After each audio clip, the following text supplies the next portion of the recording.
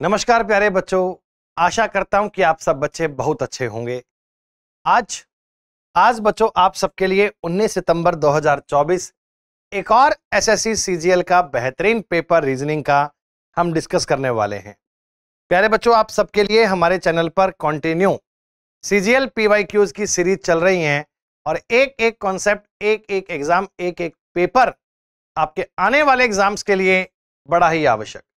चाहे आपका exam target CGL हो, सीपीओ हो, सीएचएसएल हो, एमटीएस हो, टोटल एग्जाम्स में पीवाईक्यूज का बहुत बड़ा खूब रहता है। ये बातें खूब काम आती हैं। तो आइए बच्चों, बहुत टाइम लिए बिना शुरू करते हैं आज का पेपर। और एक एक सवाल आपको अब सेल्फ सॉल्व करना है, अपनी पूरी एफिशिएंसी लगानी है और ट्राई करना है कि क्या रिलेशन बनना चाहिए, क्या जानकारी होनी चाहिए। पहला सवाल दिया है, कॉन्सेप्ट है बच्चों एनालॉगी। फटाफट ट्राई कर दीजिए कि 17 का जो रिलेशन 21 से है,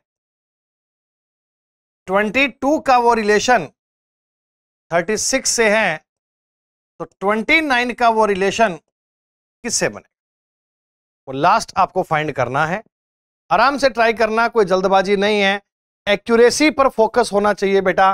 पहला ही सवाल पेपर का बहुत शानदार दिया गया,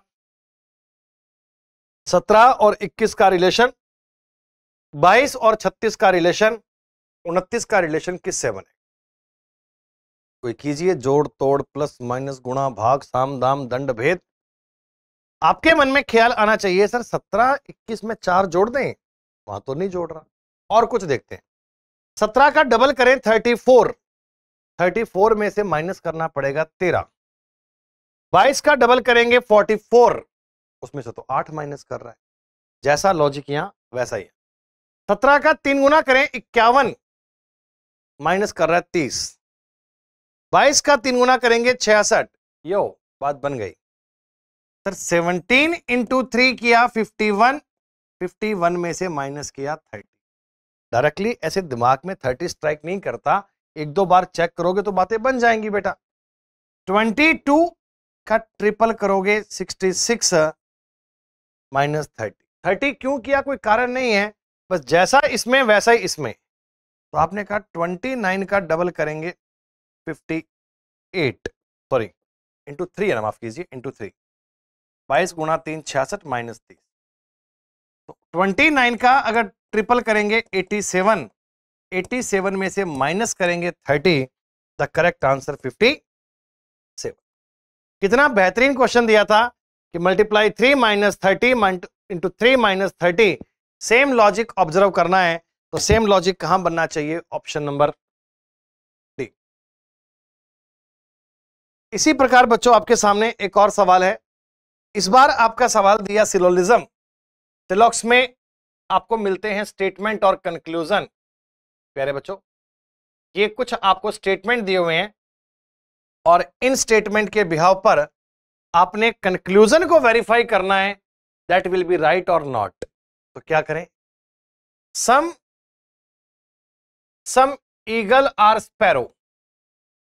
बच्चों सम ईगल आर स्पैरो, आप डायग्राम कैसा भी बनाओ उसमें दिक्कत नहीं है। These are eagle, these are sparrow, some eagle are sparrow. All sparrow are parrot, सारे स्पैरो क्या होंगे, पैरेट होंगे। All sparrow are parrot. No parrot is a penguin, क्योंकि 2 बार नाम पी दिया है, लिख देना कि no parrot is a penguin.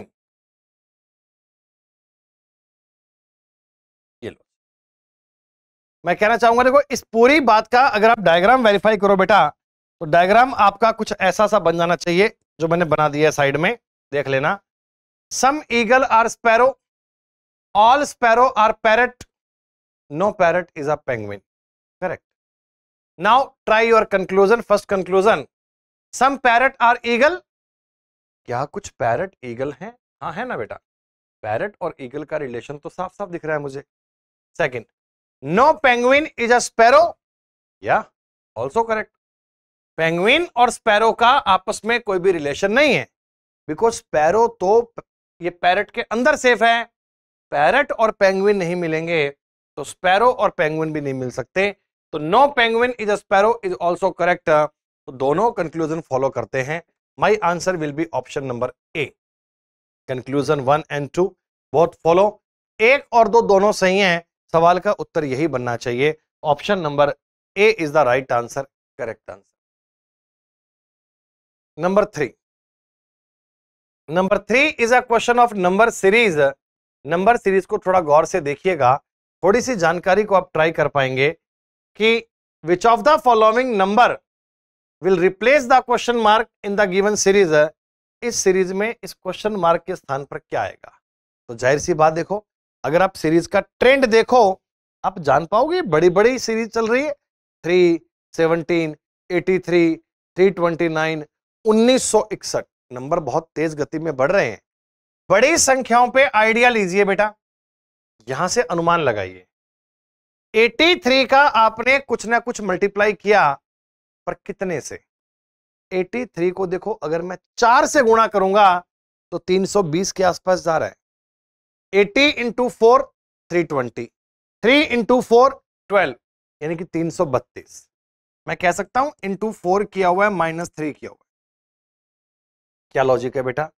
83 into 4 332 -3। 17 से 83 तक जाएंगे तो 5 गुना करना पड़ेगा। 17 इंटू 5 85 -2। ओ, 2 स्टेप में बात बन गई। तो सर यहां तो फिर -6 किया होगा और -1 किया। तो सीरीज का ट्रेंड क्या चल रहा है? इंटू 6 5 4 माइनस चल रहा है 1 2 3। अब की बार सिर्फ 3 से मल्टीप्लाई करेंगे ना और माइनस कर देंगे 4। देखिए मल्टीप्लाई में अलग कहानी है, 6 5 4 3। तो 329 इंटू 3 किया तो आएगा 987। 987 -4 किया तो ना आएगा 983। और जनाब इसका देखो डबल करके आगे 5 माइनस भी किया हुआ है एकदम से। तो पूरी सीरीज का अगर मैं लॉजिक बताऊं तो लॉजिक क्या है कि मल्टीप्लाई चल रहा है सर 6 5 4 3 2, माइनस चल रहा है 1 2 3 4 5। The correct answer will B 983। 983 को लॉक कर दीजिए, कंफर्म कर दीजिए। That will be your correct answer, your right. जानकारी कितनी सिंपल है भाई। सुनो, मिरर इमेज के क्वेश्चन तो ऐसे ऑप्शन से कर लिया करो, कुछ पेन उठाने की भी नीड नहीं। जब भी आकृति के राइट में या लेफ्ट में मिरर लगाया जाता है तो ध्यान रखना कि आकृति का लेफ्ट और राइट आपस में चेंज होगा। Left and right will be change, top and bottom will be same. Sir A देखो, ए जब लेफ्ट राइट में चेंज होगा ना तो यहां डब्ल्यू थोड़ी आएगा, ए आना चाहिए। ए सेम नहीं आ सकता, ए का टॉप बॉटम चेंज नहीं होगा। तो भैया सारे ऑप्शन को देखकर आइडिया पड़ गया, आंसर ए बनेगा। सारे सवाल तो चेक भी नहीं करने पड़े, खाली इस ए को देखकर ही काम चल गया। इस ए की मिरर इमेज से बात बन गई। तो आपको पेपर में ऑप्शन एलिमिनेशन मेथड याद रखना है। जब भी सवाल मिरर इमेज का, वाटर इमेज का आए, इनको ऐसे ऑप्शन से ही करना। लो बताओ क्या आंसर बनेगा। एक कोडिंग डिकोडिंग का सवाल दिया है कि एक सर्टेन कोड लैंग्वेज में टफ का कोड दिया है 89251, घोस्ट का कोड दिया है 93258। What is the code for S in the given figure? Code language. तो देखो आपको ना कॉमन कोडिंग किसी बात नजर आ रही होगी, जैसे TOUGH, टफ। टफ का कोड क्या है मेरे भाई? 89251। घोस्ट का कोड क्या है? GHOST 9325। देखो अगर आप इनमें एक नजर से कॉमन देखो ना, कॉमन, तो कॉमन क्या मिल रहा है आपको? GHOT। सर 4 चीजें तो इनमें कॉमन मिल रही हैं और उस साइड में कॉमन मिल रहा है इनमें 8 9 2 5। जब इतनी बातें आपको कॉमन मिल रही हैं तो आप समझ गए कि कॉमन वालों का कोड रहा होगा 9358। तो इसका मतलब इस साइड में बच गया S, यहां बच गया 3। S का कोड क्या होगा बच्चे? 3। कोई आपसे पूछे U का कोड क्या होगा, तो U का कोड 1। बच्चों इस क्वेश्चन में कंफर्म कोड तो केवल 2 ही आएंगे, पक्का। यू का कोड 1 रहा होगा, एस का कोड 3 रहा होगा, बाकी के कोड के बारे में गारंटी नहीं है, डाउटफुल है, पर 2 कोड तो कंफर्म है। ये कॉमन कोडिंग का कॉन्सेप्ट है, जो भी चीजें इनमें कॉमन आती हैं उनके कोड देखने होते हैं, उनको सॉल्व करना होता है। नंबर 6, सर दी गई आकृति में कितने ट्रायंगल हैं? काउंट कीजिए, ध्यान दीजिए, आपको ये बात समझ में आनी चाहिए, आपको ये पता होना चाहिए सर कि अगर कभी आपके सामने कोई ऐसी फिगर बने ऐसे वाली, इसमें टोटल 3 ट्रायंगल होते हैं, 2 ट्रायंगल छोटे हैं, 1 ट्रायंगल बड़ा है, और ये सर्किल तो ऐसे ही कंफ्यूज करने को नहीं है। असल में इस आकृति में सर्किल का कोई मामला नहीं है बेटा, सर्किल से कोई ट्रायंगल थोड़ी बन जाएगा। तो अलग अलग पार्ट में मैं अगर आकृतियां आपके लिए हाईलाइट कर दूं बेटा, जैसे कि एक पार्ट मैंने ये हाईलाइट किया, it's just for your explanation, आपको थोड़ी एग्जाम में से हाईलाइट करना है ना, कुछ नहीं करना। ये सर्किल तो दिमाग से निकाल दो कि मान लो आकृति में अपने है ही नहीं।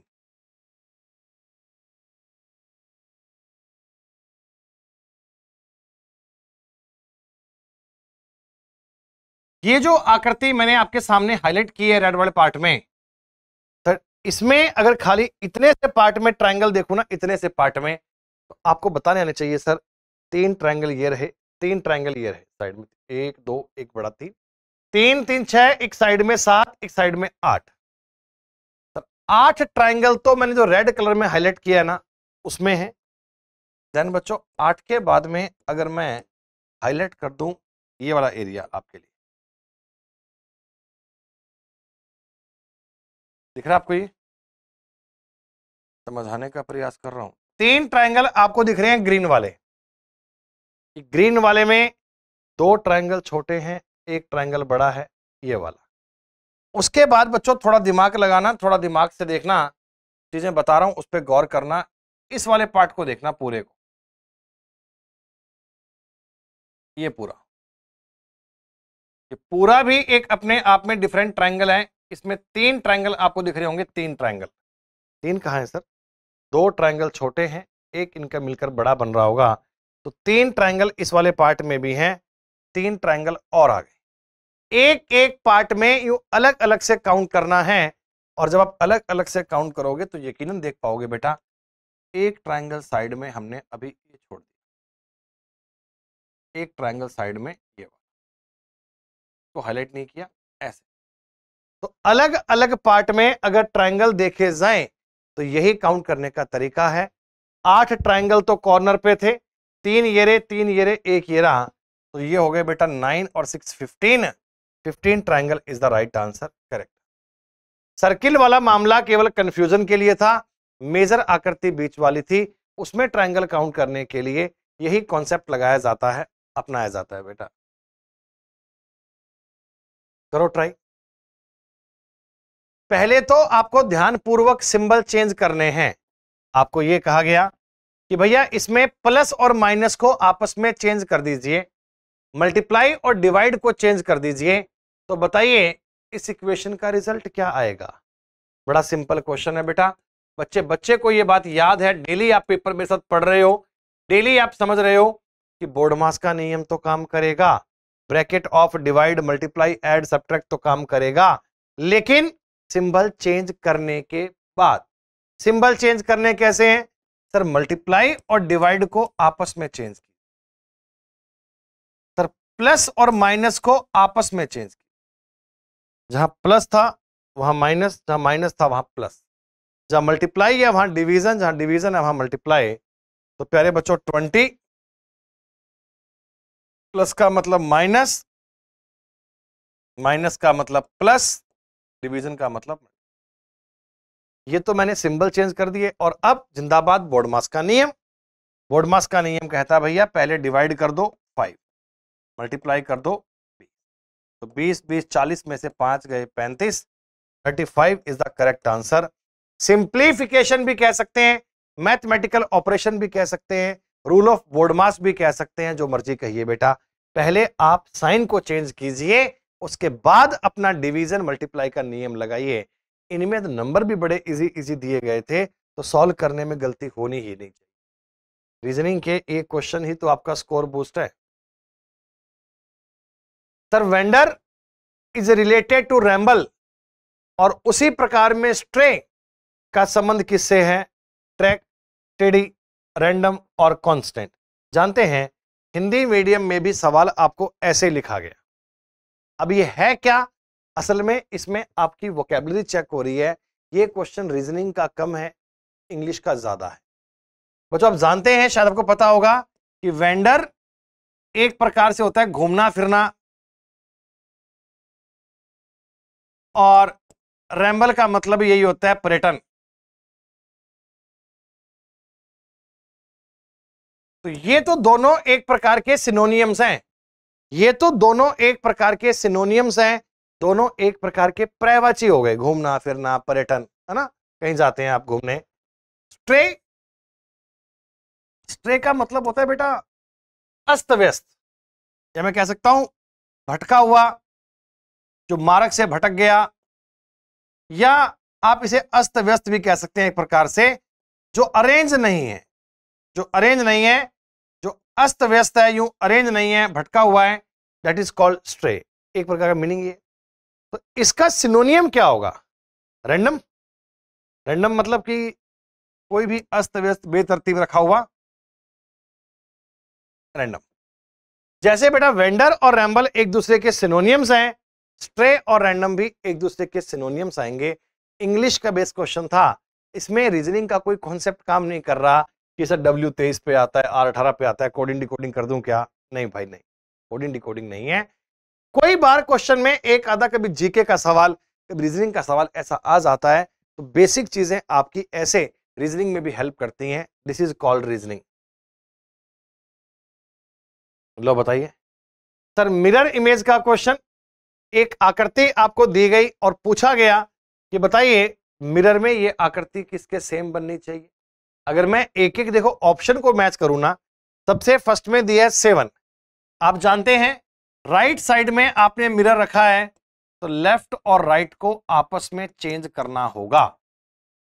सर 7 को चेंज कीजिएगा, तो 7 ऐसा बॉटम पे नहीं आ सकता। ए, सर ए का लेफ्ट राइट चेंज होगा तो ए सेम नहीं बनेगा। 5 का टॉप बॉटम चेंज नहीं होगा सर, ऑप्शन बनेगा अपना सी। जानकारियों को वेरीफाई करने के लिए ऐसे मिरर इमेज की बातें बनाइए, और mirror image, water image, paper folding, cutting, ये सवाल ऑप्शन से करने चाहिए। कितना बड़ा क्वेश्चन दिया, पढ़िए। 2 set of number are given below. यहां देखो 2 सेट दिए हुए हैं, एक तो ये रहा, एक ये रहा, 2 सेट दिए गए हैं।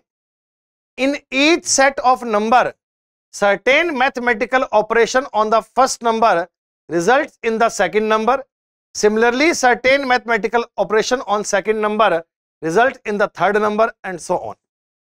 पहले नंबर पे कुछ काम किया, उसे सेकंड बनाया, उस पे कुछ काम किया, उसे थर्ड बनाया, उस पे कुछ किया, उसे फोर्थ बनाया। तो जो लॉजिक फर्स्ट में है वही लॉजिक सेकंड में है, और वही सेम लॉजिक कौन से ऑप्शन में बनना चाहिए? जो लॉजिक फर्स्ट में सेकंड में है वही लॉजिक आगे किस में बनना चाहिए? देखिए, अगर मैं कॉमन सेंस की बात करूं इस सवाल में, अगर मैं बताऊं कि ये सेम लॉजिक आपको कहां दिखना चाहिए, तो मेरे हिसाब से बात कीजिएगा, तो आप डिफरेंस देखो ना इनका, कितना आसान सा मामला है भाई। अगर मैं इनके डिफरेंस को मैच कर लूं कि सर 11 और 3 मिल रहे हैं 14, यहां भी देखो 12 और 3 मिल रहे हैं 15, फिर 14 में से आपने 6 माइनस किया 8, 15 में से मैंने 6 माइनस किया 9, और 8 का मैंने 9 ऐड कर दिया, 8 और 9 17, 9 और 9 18। मुझे तो एग्जैक्टली सेम लॉजिक ट्रेस करना था, 3 6 9 3 6 9 सेम है। ऑप्शन देखिए, पहले 3 ऐड किया गया, 6 माइनस नहीं किया गया, 3 ऐड किया गया, 5 ऐड किया गया, नहीं है, 3 ऐड किया गया, 6 माइनस नहीं किया गया बच्चों, केवल उत्तर बन रहा है डी। डी वाले नंबर सेम पैटर्न को फॉलो कर रहे हैं, अगर आप ट्राई करना चाहें तो देखिएगा 6, 9, 3, 12, 6 और 3 9, 9 माइनस 6 और प्लस 9। तो जो लॉजिक आपके उन दो दिए गए नंबर में था हूबहू सेम लॉजिक, डिट्टो लॉजिक मिलता है, वो ऑप्शन डी में मिलता है। Then D is the right answer, D is the correct answer. Number 11 word arrangement का क्वेश्चन है, ट्राई कीजिए। Each of the letter in the word keyboard are arrange in the English alphabetical order. How many letter are in the English alphabetical order between the letter in which third letter from right and the second letter from right hand in the group of letter thus formed। मतलब पहले आपके सामने देखो एक word दिया है keyboard, बाकी सारा काम तो बाद में करेंगे। पहले आपसे क्वेश्चन कहता कि इसको इंग्लिश अल्फाबेटिकल ऑर्डर में अरेंज कीजिए। बच्चों पहला लेटर आएगा ए, फिर आएगा बी, सी इसमें है नहीं, फिर डी, फिर ई, फिर एफ, जी, एच ऐसा कुछ भी नहीं है, फिर मिलेगा आपको के, के के बाद में मिलेगा ओ, ओ के बाद में आर, आर के बाद में वाई। जो इसके सारे अक्षर थे इनको डिक्शनरी ऑर्डर में यानी इंग्लिश अल्फाबेट के ऑर्डर में इस प्रकार अरेंज कर सकते हैं। अब आपसे कहा गया इस प्रकार बने ग्रुप में से राइट साइड से थर्ड वो तो है ओ, और राइट साइड से सेकंड आर के बीच में अंग्रेजी वर्णमाला में कितने अक्षर हैं? इंग्लिश अल्फाबेट में ओ और आर के बीच में कितने अक्षर हैं? ओ आता है 15 पे, आर 18 पे, बीच में 2 ही होते हैं। चाहे तो ऐसे लिख के ट्राई कर लो भैया, ओ पी क्यू आर। तो इंग्लिश अल्फाबेट में ओ और आर के बीच में कितने अक्षर आते हैं? हम कहेंगे जी only 2। There are only 2 letter between O and are.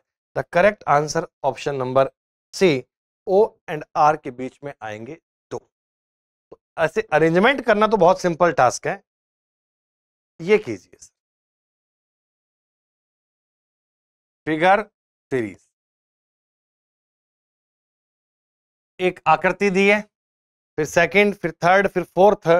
पूछा कि इसी पैटर्न पर अगली आकृति क्या बननी चाहिए, अगला पॉइंट क्या होना चाहिए। जानकारी यह है प्यारे बच्चों, आप नंबर ऑफ डॉट्स काउंट कीजिए ना। फर्स्ट वाले में देखो 16 डॉट मिल रहे हैं, 16। How many dots are there? 16। Second में अगर मैं डॉट काउंट करूं तो 2 कम हो गए बेटा 14। अगले में डॉट काउंट करूं 2 और कम हो गए 12। अगले में 2 और कम कर दिए 10।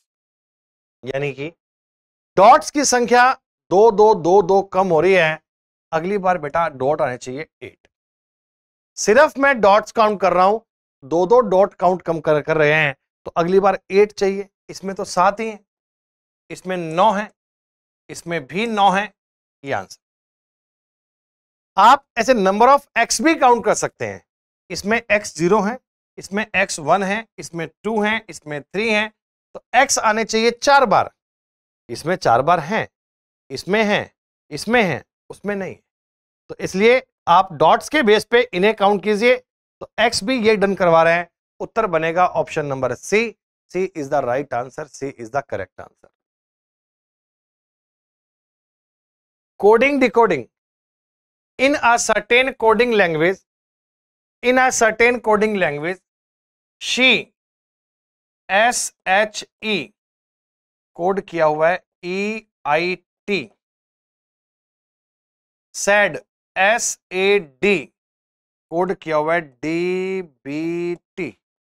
हमने पूछा है सन का कोड क्या बने। जल्दी से बताना कमेंट सेक्शन में क्या आंसर आएगा। इससे आसान सवाल की उम्मीद करते हो कभी? हाँ? लेवल को देख के लगता है कि ये सीजीएल का सवाल होगा, कंबाइंड ग्रेजुएट लेवल। अरे भैया सीजीएल ऐसे सवाल दोगे?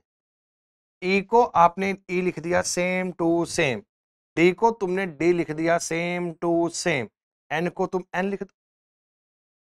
कहा गुरुजी? एच को आई कर दिया +1, ए को तुमने बी कर दिया +1, यू को तुमने वी कर दिया। अल्फाबेट की नंबरिंग सर एस से टी कर दीजिए +1, एस से टी कर दीजिए +1 और एस से टी कर दीजिए। एनवीटी उत्तर बनना चाहिए, इतना तो लिखने की भी नीड नहीं थी, बताया इसलिए ताकि सिली मिस्टेक ना हो पाए। NT NVT option number. Reasoning में प्री में 50 में से 50, मेंस में 90 में से 90। ध्यान दीजिए, मेंस का पेपर 390 नंबर का है और रीजनिंग के 90 नंबर ये डिसाइड करते हैं कि आप कितनी जल्दी अपनी कट ऑफ को डिसाइड करते हैं, पार करते हैं। अगर मैं कहता हूं आपकी कट ऑफ 340 भी जाए तो 90 नंबर तो ये आ गए, अब बचे 300 में से 250 कवर करने हैं। जितना भी आपके स्कोर में वेरिएशन आ रहा है ना, रीजनिंग में नहीं आना चाहिए। इंग्लिश, जीके, मैथ, उन पे अपनी एफिशिएंसी बहुत डालिए। रीजनिंग आपके हम ऐसे कवर करवा देंगे कि पूरा पूरा स्कोर आएगा दोस्तों, नंबर कटने की गुंजाइश ही नहीं है। लेटर सीरीज कहते हैं या कॉन्टिन्यू सीरीज कहिए, बात एक ही है। कॉन्टिन्यू सीरीज कहिए, लेटर सीरीज कहिए, कॉन्सेप्ट एक ही है। होता क्या है, सारे अक्षर एक पैटर्न में मिलते हैं, पहले इसे काउंट करना, काउंट करके फैक्टर में डिवाइड करना। कैसे? 1 2 3 4 5 6 7 8 9 10 11 12 13 14 15 16 17 18 19 20 21 22, टोटल आपको मिलते हैं 22।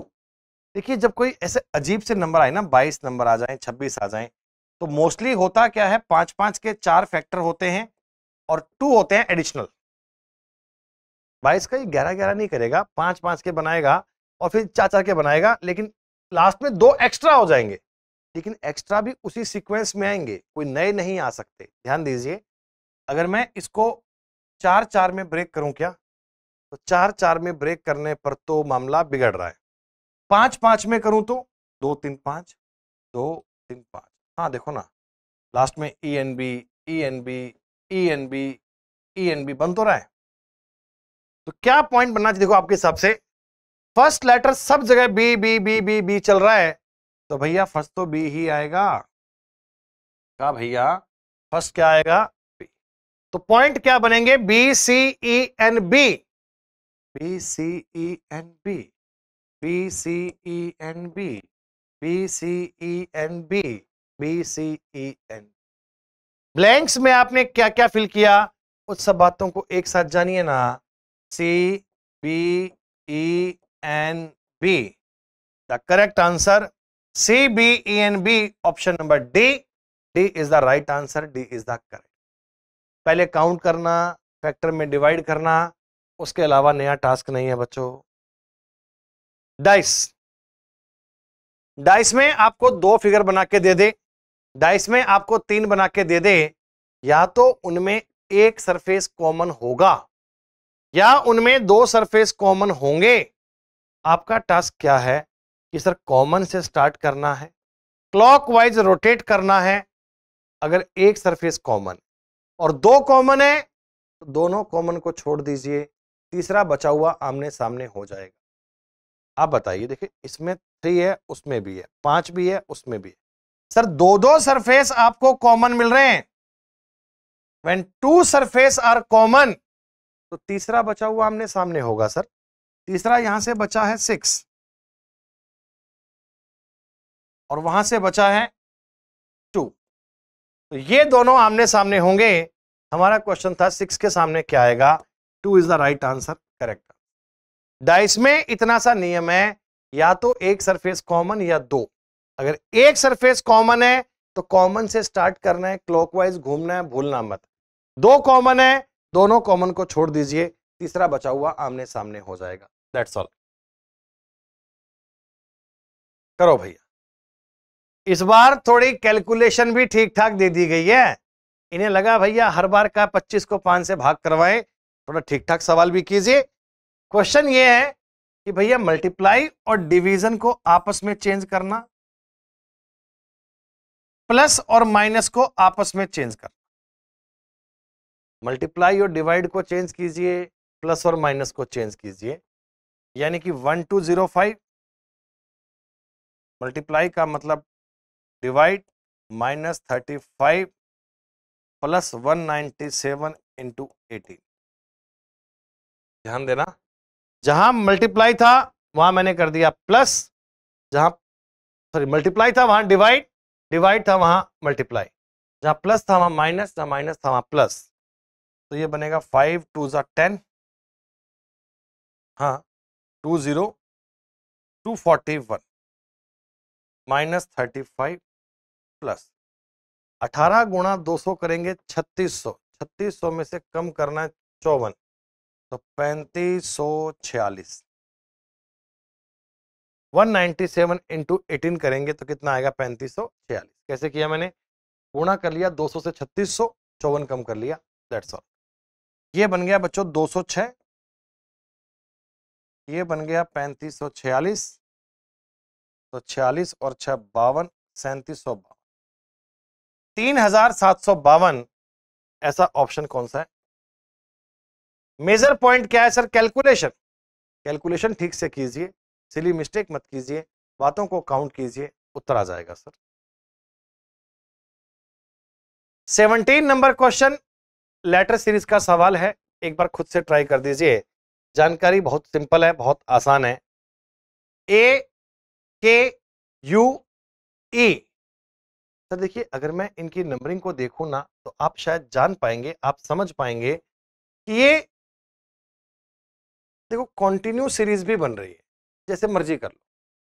अगर मैं ए को 27 मान लूं, -4 किया 23, -4 किया 19, -4 किया 15, -4 किया 11, -4 किया 7, -4, सब में कॉन्टिन्यू -4 4 4 4 दिख रहा है। ऐसे ही आप अगर -4 4 करेंगे, 19 में से 4 कम किया 15, 15 में 4 कम किया 11, 11 में 4 कम किया 7, 4 कम किया, सब में लॉजिक क्या है, कंटिन्यू -4 करने का। लेकिन सर हमारी आदत में तो ये था, हम तो फर्स्ट लेटर को सेकंड लेटर को वैसे पढ़ते थे, तो करो ना 11 और 10, 1 और 10 11 और 10 21, ध्यान दीजिए ई को आप 31 भी मानते हैं, 5 और 26 31 एक ही बात है, तो 5 और 10 कितना हो गया 15। ऐसे हर अक्षर की नंबरिंग में आपने 10 10 ऐड किया हुआ है, अगर सब में 10 10 जोड़ोगे तो आपका यही उत्तर बनेगा। यानी 1 और 10 करेंगे 11, 23 और 10 करेंगे 33, और 19 और 10 का मतलब 19। गौर करना, अल्फाबेट में Z आता है 26 पे, फिर 27 पे ए भी मान सकते हैं, 28 पे बी भी मान सकते हैं, 29 पे सी भी मान सकते हैं। डाइस अभी अभी तो नियम बताया, इसी सवाल में इसी पेपर में बात की थी कि जब भी किसी डाइस में आपको दो दो सरफेस कॉमन दिख जाएं, when two surface are common, तो तीसरा बचा हुआ आमने सामने होगा। अगर दो दो सरफेस कॉमन है तो तीसरा बचा हुआ आमने सामने होगा, तीसरा बचेगा इधर से 7 उधर से 10, तो 7 के सामने 10, 10 के सामने 7, ये आमने सामने होने चाहिए। खत्म। 19 नंबर क्वेश्चन क्या है बच्चों, ऑड वन आउट। 4 तुम्हें ऑप्शन दिए गए हैं, गौर करना, ये अल्फाबेट के जो 4 क्लस्टर्स हैं, समूह हैं, 3 इनमें से एक जैसे हैं। ऊपर लिखा गया वर्णमाला के क्रम के आधार पर 4 में से 3 चीजें एक ग्रुप बनाती हैं, जो इससे अलग है वो बताइए। तो आप कहना सर 3 और 5 कितने होते हैं, 8, 8 में से 3 कम किया तो 5। सर 1 और 6 बनते हैं 7, 7 में से 3 माइनस, थोड़ी गड़बड़ हो गई यहीं पे। 13 और 6 19, 19 में से 3 कम करेंगे 16, 6 और 6 12, 3 कम किया 9। Sir option A will be correct answer, बाकी तीनों में तो डिफरेंस बन रहा है 6 3 6 3 6 3, लेकिन ए में ऐसा नहीं बन रहा, तो that will be your correct answer, that will be your right answer. बाकी के ऑप्शंस के मुकाबले यही उत्तर सही रहेगा, करेक्ट रहेगा। 20, 14 और 30 का रिलेशन है, 9 और 20 का रिलेशन है, 4 का किससे बनेगा। जो संबंध फर्स्ट का सेकंड से है, डिट्टो वैसा ही सेकंड का थर्ड से बनाइए, वैसा ही थर्ड का 4 से बना दीजिए। तो आपने कहा सर 14 का डबल करेंगे 28 और 2 जोड़ेंगे 30, 9 का डबल करेंगे 18 और 2 जोड़ेंगे 20, 4 का डबल करेंगे 8 और 2 जोड़ेंगे। पॉइंट क्या है, कॉन्सेप्ट क्या है, लॉजिक क्या है? प्रैक्टिस। जब आप ऐसे बहुत सारे क्वेश्चन सॉल्व करते हैं तो ये अंडरस्टैंड कर पाते हैं कि लॉजिक किस तरह में काम करना चाहिए। 21 number question is a figure series. और देखिए ध्यान दीजिए, एक मान लीजिए मेरे पास ऐसा बॉक्स है, तो इसमें ना ये 4 प्लेस हैं, 1 2 3 4। आप अपनी आकृति को इन्हीं में ही रोटेट कर रहे हैं, इन्हीं 4 प्लेस पे अपनी आकृति चल रही है।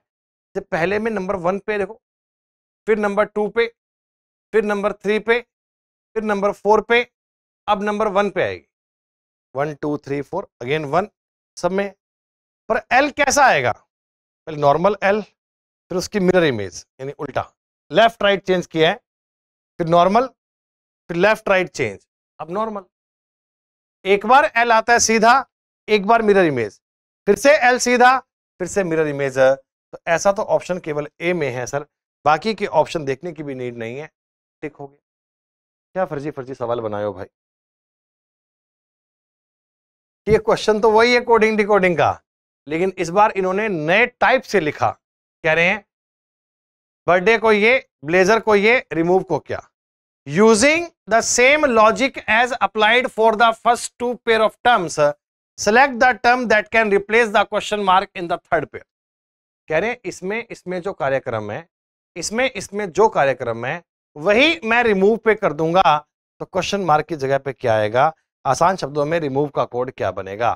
तो पहले मैं देख लेता हूं बेटा एक बार कोड क्या किया हुआ है। तो जो बर्थडे शब्द है,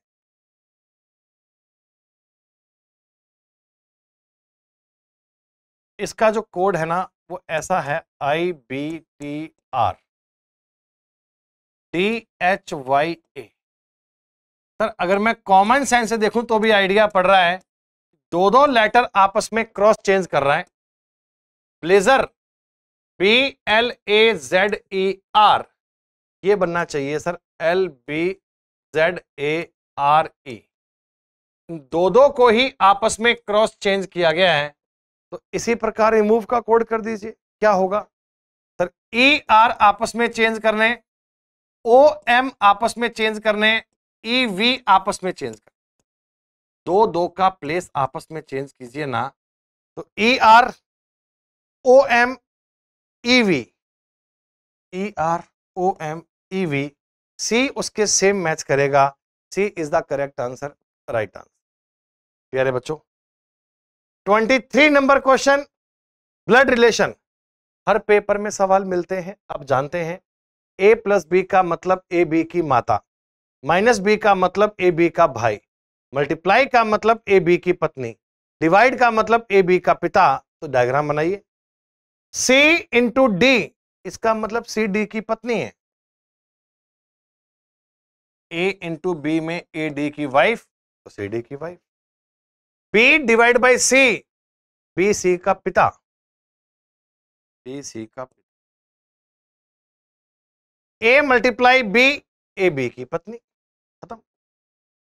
दो ही तो पॉइंट में काम हो गया। डी की पत्नी सी, उसके पापा बी, उसकी पत्नी ए। तो ए का डी से क्या संबंध?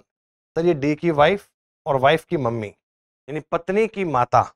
आप इसे मदर इन लॉ भी कह सकते हैं, सास भी कह सकते हैं, पर इन्होंने आंसर डायरेक्ट दिया कि वाइफ से मदर, तो वाइफ से मदर भी कह सकते हैं, एक ही बात है, डाउट नहीं है बेटा। 24 सबसे आसान सवाल पेपर का। कह रहे हैं सर्टेन कोडिंग लैंग्वेज, RUCK को लिखा है हमने TWAI, इसी प्रकार DPHM इसको लिखा है FRFK, उसी प्रकार KNOM का कोड क्या बनेगा ये बताइए। क्या होना चाहिए सर? 18 + 2 20, 21 + 2 23, और ये है -2 -2। पहले 2 बार किया +2 +2, फिर 2 बार -2 -2, यहां भी वेरीफाई कर लें। यस, +2 +2 -2 -2, सर +2 +2 करोगे M और P, -2 -2 करोगे M और K, 2 बार +2 2 बार -2, तो MP MK होना चाहिए। उत्तर इस सवाल का बनना चाहिए ऑप्शन नंबर सी, 25। सर थोड़ा ठीक से पढ़िए, क्या कहा जा रहा है कि बाकी 3 जगह पे रिलेशन एक जैसा है, जो इनसे डिफरेंट है वो निकाल दीजिए। आपके सामने 4 नंबर दिए गए हैं, ऑड वन आउट का सवाल है, 3 जगह पे लॉजिक सेम है, एक अलग है।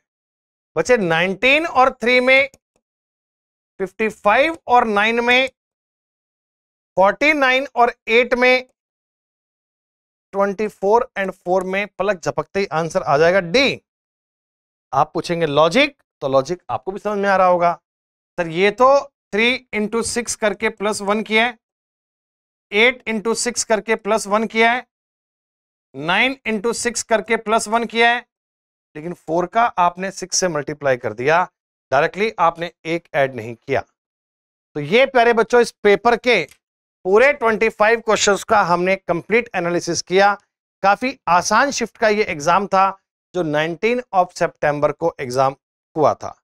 प्यारे बच्चों इसी प्रकार आगे के सेशन में और भी जो बाकी एग्जाम हुए हैं CGL, CPO के, CHSL के, उनका अपन कंप्लीट एनालिसिस करते रहेंगे। आप कमेंट सेक्शन में बताइए क्या पूरे क्वेश्चन आपको समझ में आए।